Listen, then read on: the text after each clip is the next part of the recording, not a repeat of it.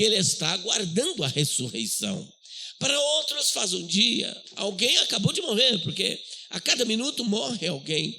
Ele já entra neste intervalo que nós chamamos de estado intermediário. Portanto, o versículo 13 vai tratar do estado intermediário, o lapso temporal, o intervalo entre o momento que morremos e o momento que ressuscitamos. Se o segundo é ressuscitar, logo, primeiro fala do estado intermediário, que é a condição dos mortos. Afinal de contas, uma pessoa quando morre, para onde que ela vai? Se ela é ímpia, para onde que essa pessoa vai? A alma dela? Ela vai para o Sheol? Ela vai para o Hades? Ela vai para o Tártaro? Ela vai para a Guiena? Ela vai para o Abissos? Afinal de contas, para onde vai essa alma do ímpio? Mas se é um salvo, vai para onde? Vai para o seio de Abraão? Vai para debaixo do altar de Deus? Ela vai para o paraíso? Ela vai para o terceiro céu? Ela vai para a presença de Cristo?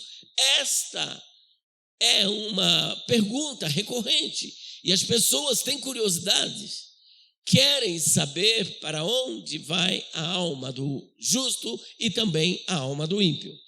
Isso é um estudo que eu vou deixar para uma outra ocasião, porque é muito demorado. Só para os irmãos terem uma ideia, só sobre este tema nós escrevemos 480 páginas, só para falar do estado intermediário. Então não adianta nem eu querer começar aqui. Mas fato é que é muito curioso. Segundo ponto, a ressurreição dos mortos. Ele vai tratar aqui a partir do versículo 14 até o versículo de número 16, a ressurreição. E depois da ressurreição dos mortos, ele vai tratar do arrebatamento da igreja. Qual é o assunto? E depois do arrebatamento, olha que curioso, no capítulo 5 ele vai falar sobre grande tribulação. Olha só a ordem cronológica. Primeiro, estado. Em segundo lugar, a ressurreição. E em terceiro, e depois, a grande tribulação. Então percebam que ele não coloca a grande tribulação antes do arrebatamento. Coloca a grande tribulação para depois do arrebatamento, mostrando desta forma que a igreja não passará pela grande tribulação. Então, se a pessoa ler o texto com cuidado, ela não precisa de mais nada para ela chegar à conclusão de que Paulo era pré-tribulacionista. Olha que interessante. Como nós hoje iremos nos propor a falar sobre o arrebatamento, nós vamos começar pelo versículo de número 16, e eu gostaria que fizéssemos uma leitura, não sei até que horas, pastor? Até meia-noite? Bom, então tá ótimo. Então. Eu só não vou poder, eu estou sem relógio, onde que está? Para eu estar dando uma mirada, como dizem os espanhóis. São 20 e 19. Mas qual que é? 9, tá, 9 horas. Então vamos trabalhar dentro desse espaço de tempo, tá? São 20 e 19. Vamos ler passo a passo, como diz os espanhóis, sem pressa. Versículo de número 16. Vamos começar a leitura juntos? 1, 2, 3. Somente até aí. Vamos passo a passo. Porque o mesmo Senhor fará o quê? Para alguém descer, primeiro tem que subir. Será que ele subiu? Vamos ver. O Senhor Jesus Cristo, ele se encarnou, é a única pessoa na divindade, que a divindade comporta 3 pessoas. Quais são elas? Destas 3 pessoas, a única que tem uma natureza teantrópica é o Senhor Jesus Cristo. Mas o que é essa natureza teantrópica? Em outras palavras, é o único que tem 2 naturezas. Jesus, ele é composto de 2 naturezas. Quais são elas?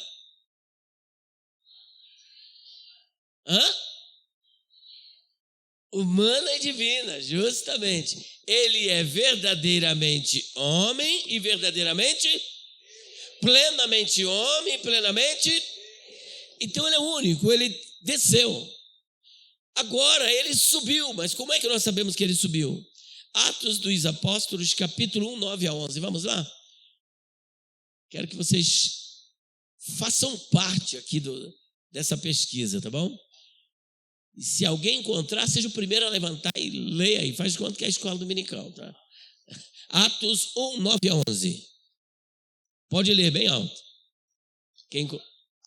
Pode.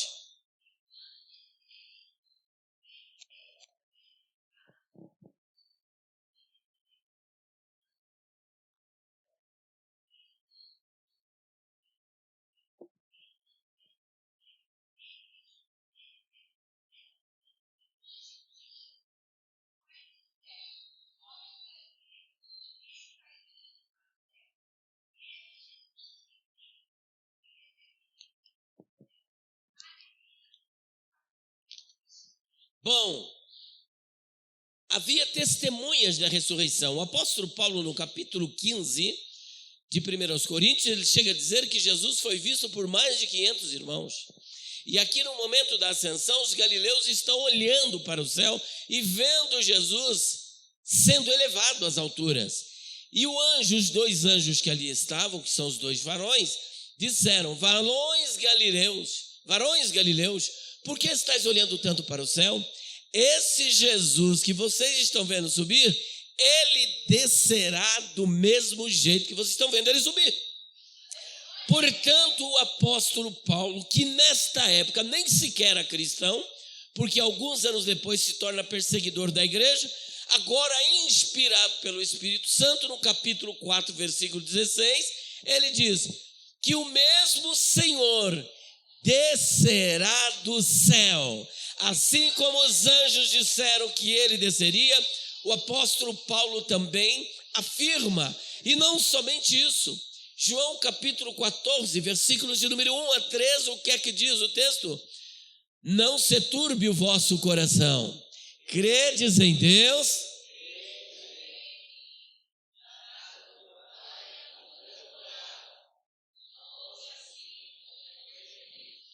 Vou preparar-vos lugar, e quando eu for e vos preparar lugar, virei outra vez e vos levarei para mim mesmo, para que onde eu estiver vocês estejam também. Então não é só o anjo que disse, não é somente Paulo que disse, isso foi dito pelos lábios do Senhor Jesus Cristo. Ele disse: virei outra vez. Se ele diz virei outra vez, é porque ele veio a primeira vez e virá a segunda vez e nos levará para estar com ele na casa do Pai. Quantos acreditam nisso? Adore o nome do Senhor, glorifique o nome do Senhor. Ele está presente, ele é fiel. Ele disse: pode passar os céus e a terra, mas as minhas palavras não hão de passar. Ele não é homem para que minta, e nem filho do homem para que se arrependa. No momento certo ele voltará para arrebatar a sua igreja. Portanto, primeira parte do versículo 16, porque o mesmo Senhor fará o quê? Voltemos lá para o capítulo 4, 16. Nós estamos estudando esse versículo. Porque o mesmo Senhor, de que maneira? Paremos por aí. Com alarido, que ele descerá do céu, nós temos provas suficientes, abundantes. Agora ele diz que descerá com alarido. Descerá com o quê? O que é alarido, gente? Não apenas um barulho. Alguém serviu o exército aqui? Quem serviu? Ninguém? Quem? Foi dispensado? Lá no exército existe o comandante. E o comandante dá uma palavra de ordem, uma voz de comando. 102, dá ordem para o pelotão caminhar. Isso chama-se alarido. Voz de comando.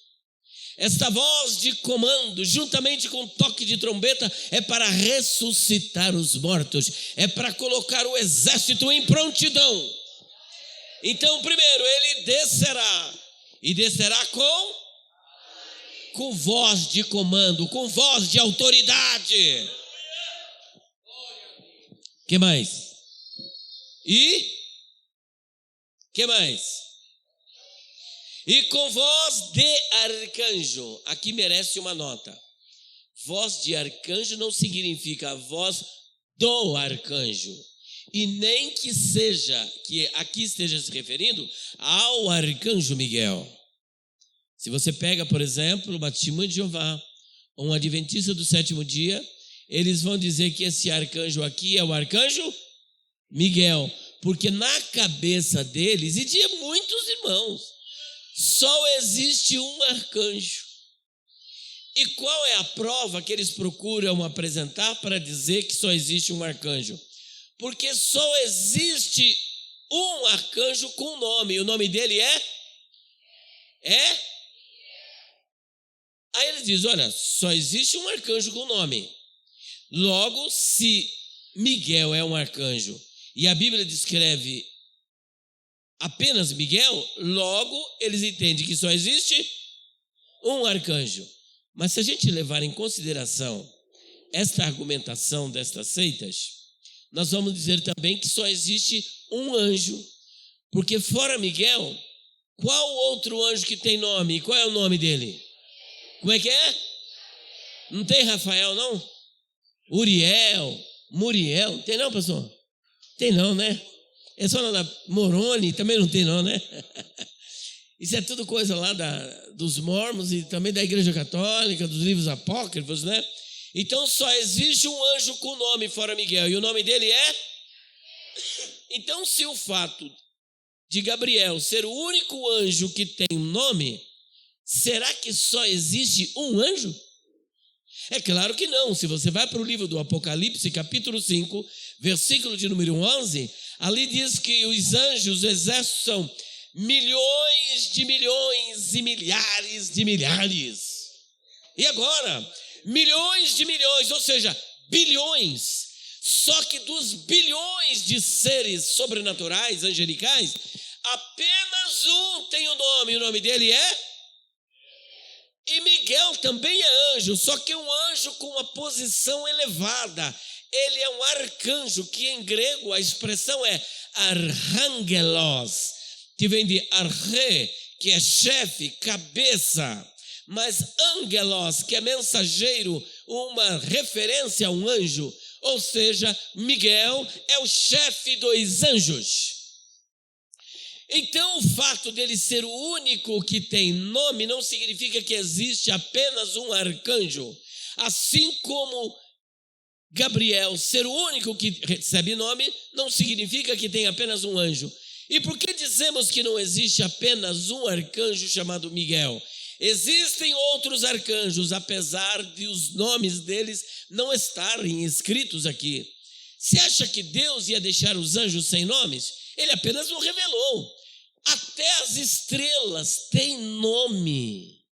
A Bíblia diz que Deus conhece as estrelas, que são trilhões e trilhões e trilhões, e chama cada uma pelo seu. Se ele se preocupou em dar nome às estrelas, pastor, como é que não vai dar nome para os anjos? Ele se preocupou em dar nome para os animais, trouxe todos diante de Adão e falou, dá o nome aí que você quiser aí. E ele deu nome para todos os animais, para as aves do céu. Adão deu nome. Então Deus se preocupa com a questão do nome. E eu não vou aqui fazer um estudo sobre os nomes, que existe uma ciência chamada onomatologia, que é a ciência e o estudo dos nomes, que nós desenvolvemos um curso para a academia só sobre isto. Então veja que o nome, ele tinha muita importância, mas apesar dos anjos não terem nomes, não significa que eles não existem. Apesar de existir apenas um arcanjo com nome, não significa que existe apenas um arcanjo. Por quê? Daniel 10:13 diz assim, Miguel, um dos primeiros príncipes, Michael, Ahad, Hassarim, Harishonim, Miguel, um dos primeiros príncipes. Ah, mas lá fala príncipe, não fala arcanjo. É que arcanjo é em grego, em hebraico é sar. Sar é a palavra hebraica para chefe, cabeça, príncipe, assim como arre é a palavra grega para chefe, cabeça e príncipe.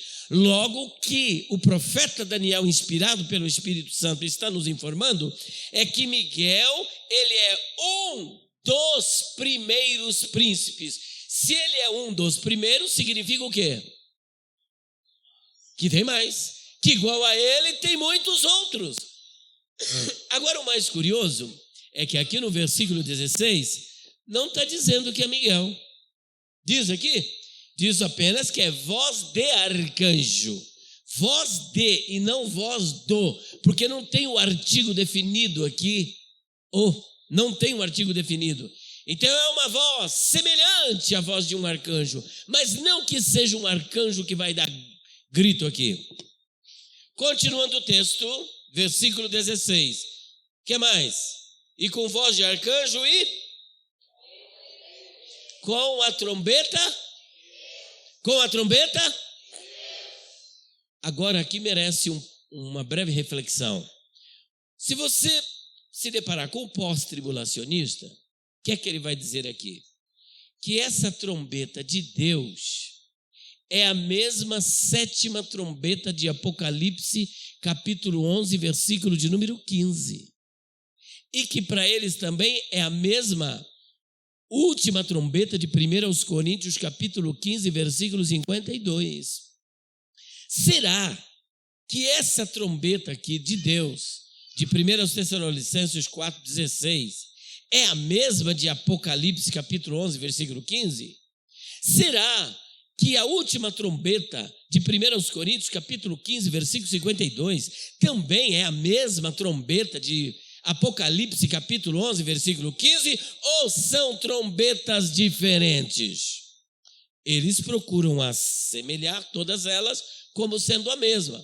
Porque, vamos lá para o Apocalipse 11, 15. Quem encontrar, por gentileza, colabore conosco e pode ler. Apocalipse 11, 15. Primeiro que encontrar, se habilite.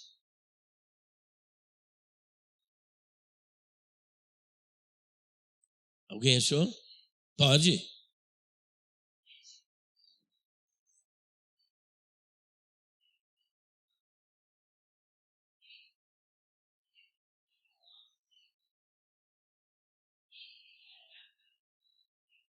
Amém. Por que não pode ser essa última trombeta, essa sétima trombeta, não pode ser a trombeta de 1 Tessalonicenses 4,16 e nem a última trombeta de 1 Coríntios capítulo 15, 52.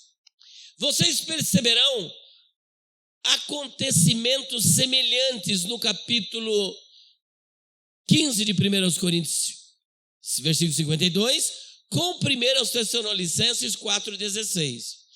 Quando a última trombeta de 1 Coríntios 15, 52, ela for tocada, ocorrerão dois grandes eventos. Alguém se lembra qual é? Ao toque da última trombeta, o que vai acontecer com os mortos? Ressuscitarão. E os vivos? Serão transformados. Então guarde isso. Ao toque da última trombeta de 1 Coríntios, capítulo 15, 52, os mortos e os vivos. Voltemos agora para 1 Tessalonicenses 4, versículo 16, que se estende até o versículo 17. Quando a última trombeta for tocada, veja lá o que vai acontecer. Logo depois da última trombeta. E com a trombeta de Deus, e os que morreram em Cristo. Olha o 17. Depois nós que ficarmos vivos. Então, três coisas ocorrerão por esta ocasião. Primeiro, a ressurreição dos mortos. Segundo, a transformação dos vivos. Terceiro, o arrebatamento da igreja. Agora, e na última, na sétima trombeta do Apocalipse? Vamos lá. No capítulo 4 de Apocalipse, se vocês lerem o versículo 1, João, o evangelista, ele está na ilha de Pátimos e ele recebe um convite para subir até o céu. Vamos lá? Capítulo 4, versículo 1. Apocalipse 4, versículo de número 1. Quem encontrou?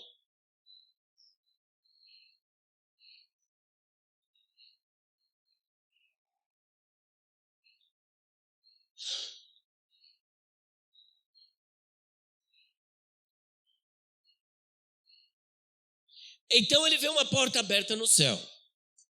E aquele último, aquele que falou com ele com voz como de trombeta, fez um convite para ele subir. Quem é esse que falou com ele com voz de trombeta? Jesus, o Cristo glorificado do Apocalipse. Sobe até aqui. E quando ele sobe no céu, ele vê um trono. E sobre este trono tem alguém assentado sobre o trono. E ao redor do trono, ele percebe que há também 4 tronos. E sobre esses tronos há 4 seres viventes. E estes seres são seres que nós poderíamos dizer que são seres híbridos.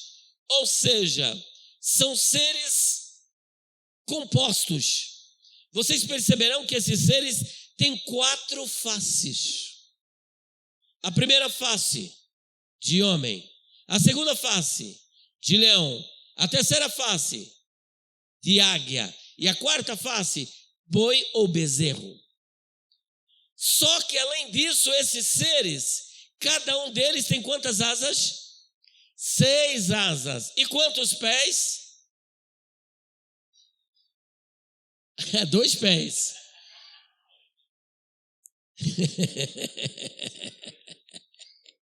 É porque tem tanto animal ali que tem pessoa que tem 4, né? Tem boi, gente, eu voltei com gripe geral. Tem boi, tem leão, tem 4, né? Mas eles têm 2 só. Só que vocês perceberão uma coisa, que esses seres, eles são híbridos por quê? Porque eles têm aparência de outros seres. Quando você vai para Ezequiel, você só vai descobrir que tem 2 porque tem Ezequiel. Lá em Ezequiel, capítulo 1, depois capítulo 3, capítulo 10, vários capítulos, Ezequiel, ele vê a glória do Senhor, só que antes da glória, ele vê que tem alguns seres viventes também. E esses seres, eles têm 4 faces. Ele tem rosto de águia, tem rosto de homem, rosto de boi e também tem rosto de leão. Olha que interessante. Só que lá eles têm 4 asas. Olha que curioso. E eles têm quantos pés? 2 pés. Só que os pés não tinham pé direito e pé esquerdo. Era só pé direito. E quando eles vão andar, eles andam para frente e andam para trás, normal. E quando eles vão andar de lado, eles andam como se estivessem andando para frente, sem precisar de se virar, sem precisar de dar volta. Eles andam do mesmo jeito. Só que lá eles têm 4 faces. Agora, quando Yeshayahu Hanavi, o profeta Isaías, no capítulo 6, ele tem aquela visão, ele diz: no ano em que morreu o rei Uzias, eu vi o Senhor assentado sobre um alto e sublime trono. E ele contempla também alguns seres viventes. Só que esses seres têm quantas asas? 6 asas, diferentes dos seres que Ezequiel viu. Eles têm 6 asas. Só que eles não têm 4 faces, eles têm uma face só. E 2 asas é para cobrir o rosto. 2 asas são para cobrir os pés. E com 2 eles voam e começam a bradar: Kadosh, Kadosh, Kadosh, Yavet Sevaot Meloch al Haaretz Kevodó. Ou seja, santo, santo, santo é o Senhor dos exércitos. Toda a terra está cheia da sua glória. Se vocês analisarem, as 6 asas que estão nos serafins, que aparecem em Isaías 6, estão também nos 4 seres viventes do Apocalipse capítulo 4. E as 4 faces dos querubins que são encontrados no capítulo 1 de Ezequiel, são encontradas essas 4 faces naqueles 4 seres viventes que estão em Apocalipse capítulo 4. Portanto, vocês veem uma composição. Parte desses seres viventes é de serafim, outra parte de querubim. Gente, que doideira. Se a gente sair à noite e encontrar um trem desse aí, a gente sai correndo, sabe ou não sai? Não dá não para correr, pastor? Deus o livre, guarde. Jesus, tem misericórdia. É para assustar, é aterrador, o negócio é assombroso. Mas era o aspecto da glória de Deus. Ela é terrível, ela é tenebrosa. É a glória do Senhor ali expressa através desses seres. Agora, depois dos 4 seres, tem 24 anciãos com 24 tronos. Mas vamos caminhando. Quando chega no capítulo 5, João, o evangelista, ele começa a chorar. E ele chora. E por que ele chora? Um dos 24 anciãos diz o seguinte: João, não chores. Por que ele estava chorando? Quem se lembra? O livro que estava na mão de quem? Daquele que estava sentado sobre o trono. Quem é ele? É o Pai. Não é Jesus não, é o Pai. O Pai está sentado sobre o trono. E ele está ali, com um livro selado, com 7 selos. E ninguém podia abrir, ninguém podia olhar para ele, ninguém podia desatar os selos. E João, igual a mim e a você, era muito curioso. Ele queria saber o que tinha naquele livro, o que estava escrito. Curioso, pastor. Queria saber o que estava escrito lá. E ninguém podia abrir. Aí um dos 24 anciãos disse para ele assim: não chores, eis o leão da tribo de Judá, que venceu, que foi morto, e eis que ele está aqui para abrir o livro e desatar os seus 7 selos. E quando ele vai olhar para o leão, o que é que ele vê? O que é que ele vê? Ele vai olhar o leão, mas o que é que ele contempla? Um cordeiro. Gente, cordeiro é presa do leão. Ele vê o leão, o ancião diz que tinha um leão, mas quando João vai ver o leão, ele vê? É porque Jesus, ele sintetizava na sua pessoa as 2 figuras metafóricas, tanto o leão como o cordeiro. Porque como leão, ele é o leão da tribo de Judá, que venceu, é o rei dos reis, é o senhor dos senhores. Eu tenho na minha casa o Tanar. O que é o Tanar? É o cânon judaico, a Bíblia dos judeus. E ela tem uma capa, e na capa tem o decálogo, os 10 mandamentos, todos escritos em hebraico, todos os mandamentos escritos em hebraico. E ao redor dos mandamentos, que tem as 2 tabuinhas, estão os brasões das tribos de Israel. E sabe qual é o brasão da tribo de Judá? É o leão. Jesus é o leão da tribo de Judá, que foi profetizado por Jacó. Judá é um leãozinho, e tu vai subir da presa, a ti pertence o trono. O trono é de Judá. Então Jesus é esse leão da tribo de Judá. Mas e o cordeiro? João o Batista explica, quando olha para Jesus, que está se aproximando, ele diz: eis o cordeiro de Deus que tira o pecado do mundo. Ele é o cordeiro que era imolado lá no Antigo Testamento e que tipologicamente apontava para Cristo, que haveria de morrer para pagar os nossos pecados. Só que agora queremos saber o que estava no livro. Então o cordeiro começa a abrir o livro. O livro tinha 7 selos. O 7º selo, ele abre o 1º, 2º, 3º e 4º, são os 4 cavaleiros. No 7º selo, quando ele abre, não tem nenhuma praga, não tem nenhuma tribulação, não tem nenhuma desgraça. Com a abertura do 7º selo, o que é que surge?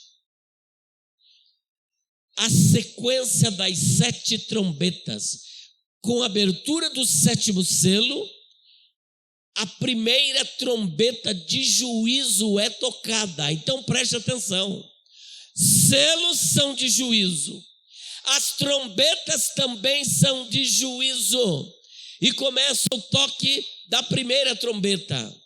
toca a primeira, segunda, terceira, quarta, quinta, sexta trombeta.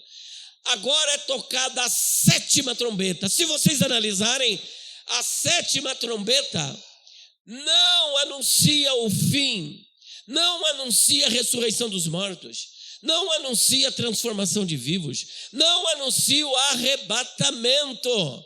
E não é o fim. Sabe por que não é o fim? Quando a sétima trombeta é tocada, começa a desencadear o derramar das últimas 7 pragas do Apocalipse, que são 7 cálices da ira de Deus. Com a última trombeta de 1 Coríntios 15, 52, o que ocorre? Ressurreição dos mortos, transformação dos vivos e o arrebatamento da igreja. Por que ali é chamada de última trombeta? Porque essa trombeta vai tocar e anunciar os últimos eventos da igreja sobre a face da terra, porque a partir deste toque os mortos ressuscitam, os vivos são transformados e a igreja é arrebatada para ir para o céu e ela não estará mais na terra. Mas com o toque da sétima trombeta, nada disso acontece. Ainda existem 7 pragas para serem derramadas sobre a face da terra, que são pragas de juízo. A grande tribulação ainda continua. Então, por esta causa, dizemos que a sétima trombeta do Apocalipse não é a última trombeta de 1 Coríntios 15, 52, e nem tampouco a trombeta de Deus, até porque essa trombeta é e a sétima trombeta é tocada por... Então há uma grande diferença. Deus é o Criador, o anjo é a criatura. Amém, queridos? Prosseguindo. Capítulo 4, 16 de Tessalonicenses. Estamos indo passo a passo, fazendo uma exposição do texto. E com a trombeta de Deus, e os que morreram em Cristo,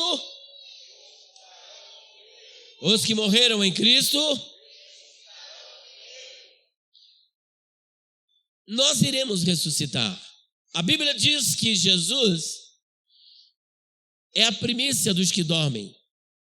Veja que a ressurreição, gente, preste atenção, ela é tão importante, mas tão importante, que o apóstolo Paulo dedicou um capítulo inteiro só para falar deste assunto. Quem se lembra que capítulo é este? Um capítulo inteiro só para falar disso. Quem me ajuda? 1 Coríntios capítulo 15, gente. Inteiro, só para falar da ressurreição dos mortos. Quando chega no versículo de número 20, ele disse: mas Cristo ressuscitou dos mortos e foi feito as primícias dos que dormem. Ele foi feito as...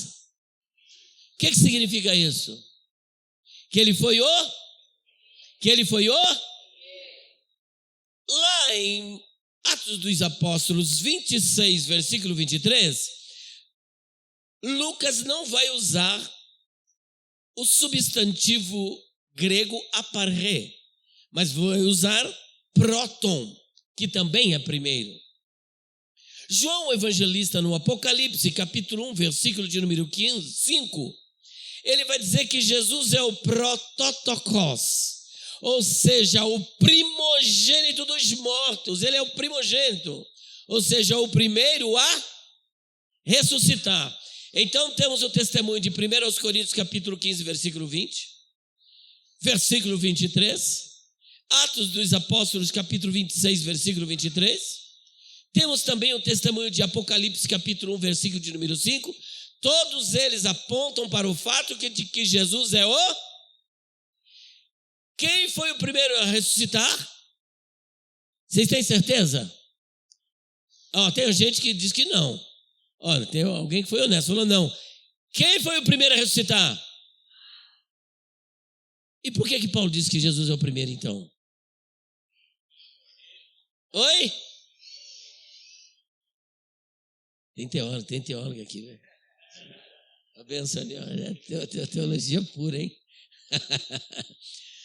Por que eu estou suscitando esse probleminha aparente? Porque virá um adventista, um testemunho de Jeová, dizer para você o seguinte: principalmente o Adventista do sétimo dia. Eu não sei se vocês sabem que eles defendem que Moisés foi ressuscitado com o corpo glorificado. Mas não são só eles. Tem alguns presbiterianos também. Mas não só eles. Tem até alguns assembleanos que pensam assim, porque Moisés apareceu lá no Monte da Transfiguração e eles dizem que ele apareceu ali glorificado. Existe até uma Bíblia de estudo que diz isso. Se ele apareceu glorificado, presta bem atenção. A Bíblia diz em Deuteronômio capítulo 34, versículos 5 e 6, que Moisés morreu e foi sepultado pelo próprio Deus. Em Josué capítulo 1, versículo 1 e versículo 2, o Senhor diz assim para Josué, Vaiomer Yehoshua Moshe Avdi Met. E disse Deus a Josué, meu servo Moisés está morto. Não apenas que tem muitas traduções que diz, mas ali no hebraico, que é met, quando os tradutores da Septuaginta traduziram esse verbo met, traduziram para o verbo grego teteleuteken. Teteleuteken significa estar morto e continua morto. Ele morreu 1400 anos antes de Cristo. A Septuaginta foi escrita 300 antes de Cristo, portanto passaram-se quantos anos? 1100 anos, e quando eles escreveram, eles deram conta de que ele não só morreu, mas ele ainda continuava morto. Agora, se ele aparece com o corpo glorificado no Monte da Transfiguração, ou melhor, apareceu em glória, para aparecer com o corpo glorificado, então ele tem que ter acontecido o que com ele? Ele tem que ter sido ressuscitado com o corpo glorificado. Mas se ele ressuscitou com o corpo glorificado, nós criamos um problema insolúvel, uma contradição gritante do ponto de vista bíblico, teológico e linguístico. E qual é o problema? Paulo afirma que Jesus foi o primeiro. Lucas afirma que Jesus foi o primeiro. João, o evangelista, o apóstolo de Jesus, também afirma que Jesus foi o... E eles não falaram de si mesmo, porque nenhuma escritura foi escrita por vontade de homem algum, mas homens de Deus falaram da parte de Deus, inspirados pelo Espírito Santo. Então quem está dando testemunho de que Jesus foi o primeiro a ressuscitar, não é Lucas, não é Paulo, não é João, é o próprio Espírito Santo que os levou a escrever o que escreveram. Agora, se eu afirmo que Moisés está no Monte da Transfiguração com o corpo glorificado, automaticamente eu tenho que afirmar que ele foi ressuscitado com o corpo glorificado. Se ele foi ressuscitado com o corpo glorificado, a pergunta que se faz é o seguinte: quem foi o primeiro a ressuscitar com o corpo glorificado? Jesus ou Moisés? Não, aí no caso seria, mas na verdade é Jesus. Quem é? Então Moisés não pode ter sido ressuscitado com o corpo glorificado. Mas então como é que justifica a aparência dele ali? Nós vamos matar essa questão com Mateus 17, 9. Gostaria que vocês lessem e depois vamos voltar para 1 Tessalonicenses 4. Mateus 17, 9. Quem encontrou pode ler bem alto.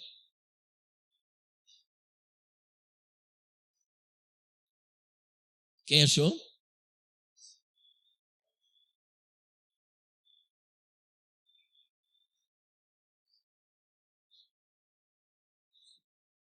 A ninguém conteis até que o Filho do Homem seja.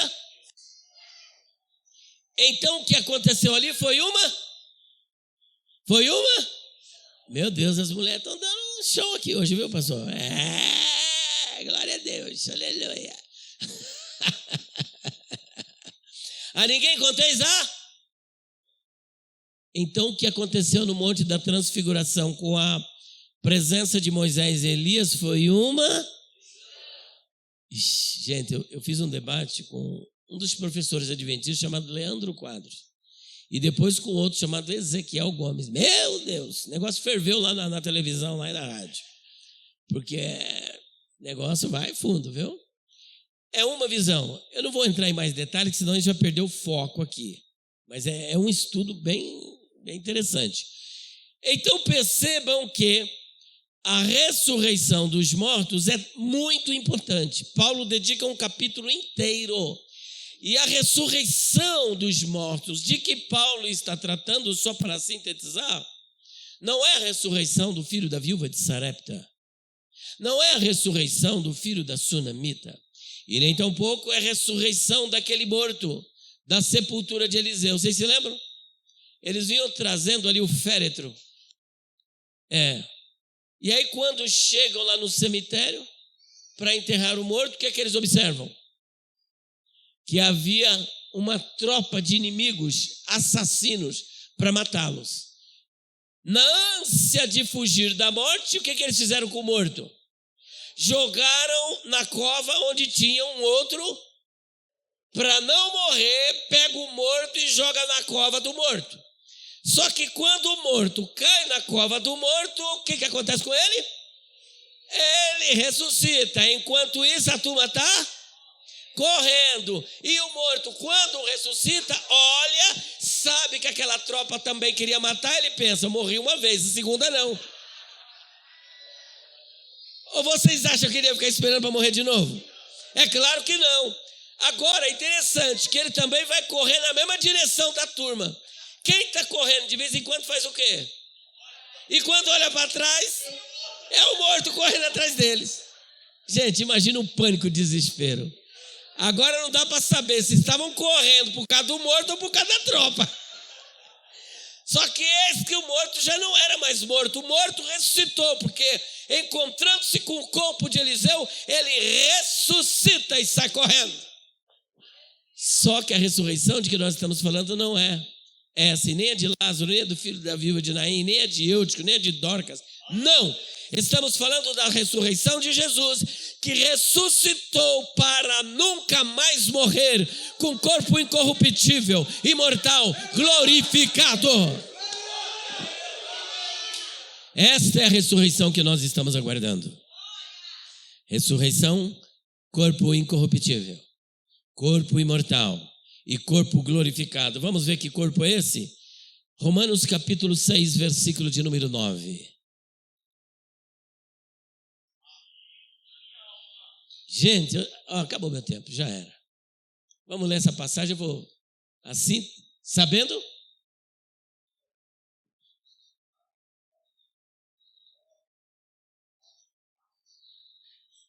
Vamos ver agora Paulo falando desse corpo aí. Filipenses capítulo 3, versículo 21. Bora lá. Filipenses 3, 21. Bem rapidinho. Quem encontrar?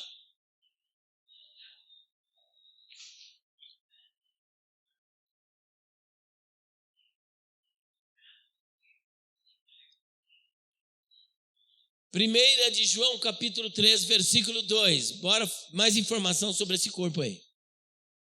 É o que nos espera, é o nosso sumum bonum, a expectativa da igreja. Quem está aguardando isso? Eita, glória, pode ler, varão, mas lê bem alto.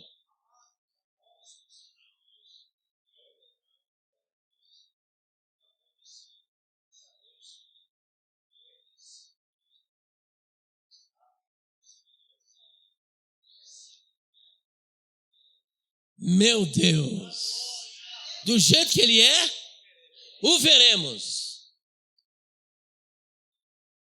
Nós seremos arrebatados. Não vai dar para entrar aqui na questão do arrebatamento, que vai longe, mas nós seremos arrebatados. O verbo é harpazo.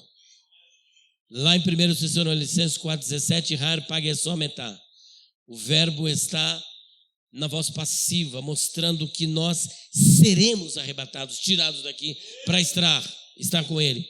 Seremos semelhantes a ele. Porque do jeito que ele é, e nós veremos o seu rosto. Moisés quis ver a face de Deus e Deus disse para ele: Moisés, homem nenhum viu a minha face, pode ver a minha face e continuar vivo. Se você está afim de morrer, então eu vou aparecer para você. Mas você não pode morrer porque eu ainda tenho muita coisa para fazer contigo. Só que lá em Apocalipse 22, 4 diz que nós veremos a sua e na nossa testa estará o seu nome. A Bíblia diz que aquele que vencer receberá uma pedrinha branca e na pedra um novo que ninguém conhece senão aquele que recebe. Não importa se o seu nome hoje é Trifena, Trifosa, Rubinquina, seja Láquis, Coquitina, que seja, você terá um nome que ninguém vai saber, é só você. E o nome será bonito. Mas tem mais, gente. Agora eu vou terminar com 2 mistérios. Nós teremos um novo nome. E eu recebi uma revelação. Primeiro, quem acredita em revelação aqui? Assembleiano, né? Eu recebi uma revelação diretamente de Jesus, que ele também terá um outro nome. A glória foi menos. Se é que ele já não mudou de nome, mas se ele não mudou, ele vai mudar de nome. Vocês sabiam disso?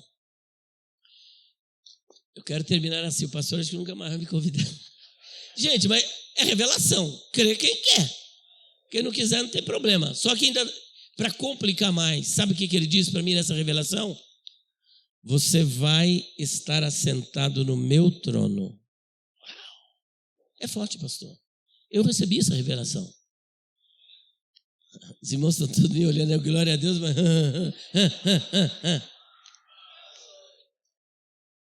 Soa como uma gritante heresia, não soa, gente?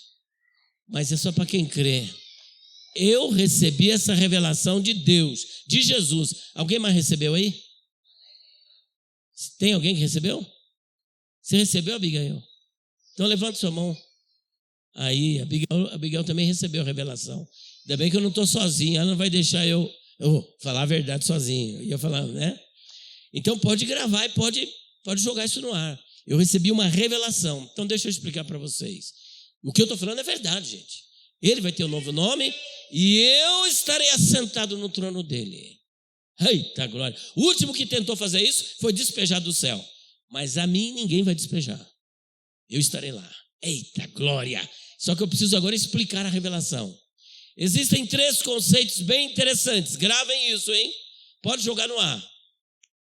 Primeiro chama-se inspiração. Diga inspiração. Segundo, revelação. Terceiro, iluminação. Qual é a diferença dessas 3 palavras? Quem me ajuda?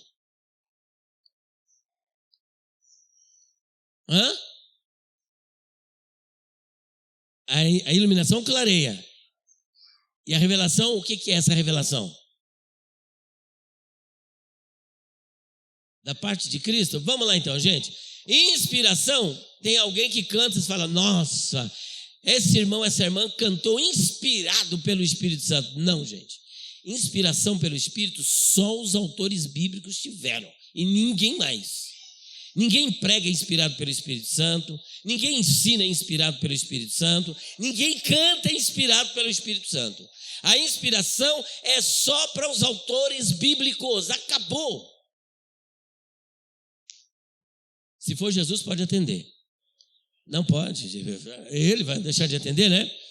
Segundo, revelação. O que é revelação? Paul Hoff, um escritor e comentarista do Pentateuco, obra publicada pela editora Vida, ele diz o seguinte: a prova inequívoca do amor divino está no fato de que um dia Deus se revelou ao homem e esta revelação ficou registrada na Bíblia. Portanto, o que é a revelação? A revelação é a Bíblia. Os autores foram inspirados e o resultado da inspiração foi a revelação. Agora, quando eu vou para a Bíblia e leio e consigo entender, isso chama-se iluminação. Eu fui iluminado. Portanto, quando eu digo que eu recebi uma revelação direta de Jesus, é porque essa revelação está aqui. Agora falta provar, né? Apocalipse 3, versículo 12. Como diz o bom assembleano, para não ficar somente nas minhas palavras, deixa eu ler um salmo aqui.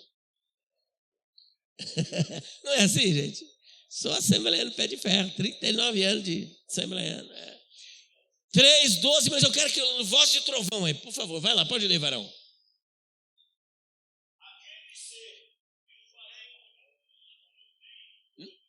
No templo do meu Deus. Eita glória!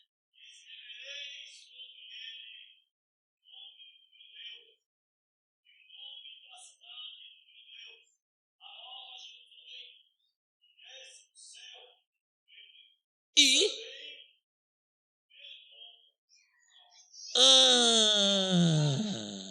como é que é? O meu quê? Eu não entendi. De novo, bem alto. Não pode ser Jesus, porque o nome Jesus não é novo. Ele recebeu esse nome quando ele nasceu, no 8º dia. Porque todo judeu recebia o nome na Brit Milá. Diga Brit Milá, pacto da circuncisão. No 8º dia, ele recebia um nome. Só que Jesus recebe o nome também, um nome hebraico, Yeshua. E Jesus, que é a forma grecizada de Yeshua. Visto que todo o Novo Testamento foi escrito em grego, o nome dele é Jesus. Tanto é verdade que Deus lhe deu um nome, que está acima de todo nome, para que ao nome de Jesus se dobre o joelho dos que estão no céu, na terra e debaixo da terra. Mas esse nome será mudado. Eita, ele terá outro nome. Jesus, ele terá outro nome. Olha aí, o meu novo nome. Mas outra hora a gente explica isso, porque as pessoas no Antigo Testamento tinham vários nomes. Olha o próprio Deus. Quantos nomes Deus tem? Jesus, quantos nomes? O apóstolo pescador era Quefas, era Simeão, Simão Pedro, Simão Barjonas. São vários nomes. O próprio apóstolo dos gentios, qual é o nome dele? Saulo, mas... E aí foi mudado para... Não, isso nunca aconteceu. Essa foi pegadinha, viu? Ele tinha 2 nomes, um nome em hebraico e outro em latim. Tá bom? É porque ele era cidadão do Império Romano. E como cidadão do Império, era Paulus, em grego Paulos, que em português é Paulo. Ok? Bom, até aí tudo bem, está aprovado. Agora, assentar-se no trono, ele revelou isso para mim. E ele revelou também para a pior igreja do Apocalipse. Qual é? Laodiceia. Essa igreja não tinha nada de bom para Jesus falar acerca dela. A gente chama ela da pior igreja. E a melhor é a de... Mas nem Filadélfia recebeu uma promessa tão maravilhosa quanto a igreja de Laodiceia. Sabe por quê? Porque enquanto Filadélfia significa amor fraternal, a Laodiceia, que é a justiça de Deus, ela é a igreja do amor de Jesus. Vocês sabiam disso? Porque ele diz, eu repreendo em castigo. Então, se ele ama, ela é alvo do amor de Deus, de Jesus. Agora a promessa, Apocalipse 3:21, para finalizarmos. Já passei aqui, misericórdia, já desobedeci o senhor. 9 minutos. Espera, de novo. 1, 2, 3. Não é lhe considerei, não?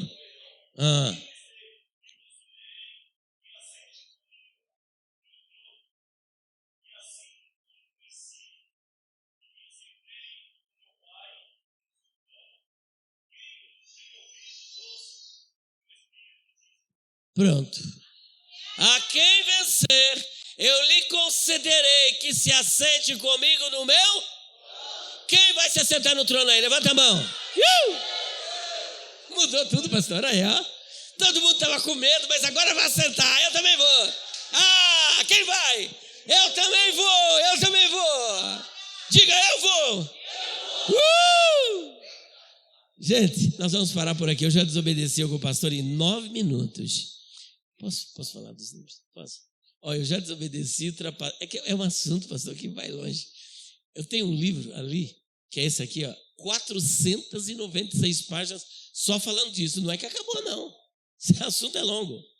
Gente, eu trouxe algumas literaturas Só que antes de falar da literatura, tem alguém que veio aqui que ainda não serve a Deus, não tem essa certeza? Fala, eu estou aqui a convite de alguém. Tem alguém que vocês convidaram que ainda não é crente aqui? Todo mundo aqui serve a Deus? Na próxima vez vocês vão convidar alguém. E aí vai ser bênção. Então, eu vou agora falar um pouco dos meus livros. Eu trouxe algumas literaturas. Tem um livro, inclusive, que não chegou até aqui. O título do livro é Os Pregadores Dizem, mas a Bíblia não diz. E olha só, por exemplo, o Zé de Paulo canta um hino assim, ó. Muito obrigado, querido. As 99. Mas vocês sabiam que isso que foi cantado agora não está escrito na Bíblia? Segundo eles, tiraram da Bíblia, mas na Bíblia não está escrito que as 99 ficaram no aprisco. Vocês querem mais? A Bíblia não diz que Noé amaldiçoou o filho dele chamado Cão. Propaga-se que ele fez isso, mas isso não está registrado na Bíblia, gente. A Bíblia não diz que Saulo teve seu nome mudado para Paulo. Vocês querem ver uma outra? Quantas tribos havia em Israel? Quantas? Bem alto. E se eu disser para vocês que isso está escrito, mas não era somente 12, mas eram 13? Uau! A Bíblia não diz que as pessoas deram apenas 7 voltas para derrubar as muralhas de Jericó. Gente, tem muita coisa, ó. Aqui tem 82 coisas que os pregadores dizem que está na Bíblia, mas não está não. É muito forte, varoa. Pergunta difícil de responder. Com quem se casou Caim? Onde esteve Jesus 12 aos 30? O que era o espinho na carne de Paulo? O que é a blasfêmia contra o Espírito Santo? E por que esse pecado não pode ser perdoado? 36 temas aqui neste livro. Perguntas escatológicas difíceis de responder. 100 questões, e uma delas eu vou dizer por que não sou pós-tribulacionista. Pergunta para mim. Porque na visão pós-tribulacionista, se você está aqui e é um pós-enrustido, pode ficar quieto, você não precisa se manifestar não. Toda igreja tem, gente. Toda igreja tem, um camarada enrustidinho. Mas se você tiver enrustido, continue enrustido, porque você hoje vai mudar de ideia. Sabe por que eu não sou pós? Porque na visão pós, por ocasião do arrebatamento, a igreja não vai para o céu. E se eles acreditam que a igreja não vai para o céu, será que Jesus então faltou com a verdade? Porque ele disse que nos levaria para a casa do Pai. E onde é a casa do Pai? Olha o que ele diz no Sermão do Monte. Pai nosso que estais... pensei que era que estava na terra. Então é no céu? 100 questões escatológicas. Hoje nós temos aqui essas obras. Eu tenho outras que esgotaram. Eu vim direto de lá, do evento, e não sobrou, do kit não sobrou nada. Sobraram estas obras. Este livro aqui, com desconto, sai por 70. Esse daqui sai por 100, deu 170, né? E esse daqui sai 30, 200. Só que hoje a grande promoção desses 3 aqui, você ainda pode parcelar no cartão. Só esse branco aqui custa 190 sem desconto e hoje é 100. Eu vou fazer tudo para vocês parcelado em 3 vezes de R$60 por 180. Aí se eu pagar no débito 160. E fora isso eu tenho um curso de hebraico. Você vai ler o texto em hebraico. Lashon HaKodesh. Lashon HaKodesh é a língua santa. Ou Lashon Ivrit, a língua hebraica. Tá? Aqui, olha, é o livro. Preste atenção, pra você não pensar que é só o livro. É o livro com as lições, 12 videoaulas e uma Bíblia hebraica onde um rabino está narrando a Bíblia de Gênesis a Malaquias. Breshit bara Elohim et hashamayim ve'et haaretz ve'haaretz ra'etah tohu vavohu ve'chosheral penei tehom.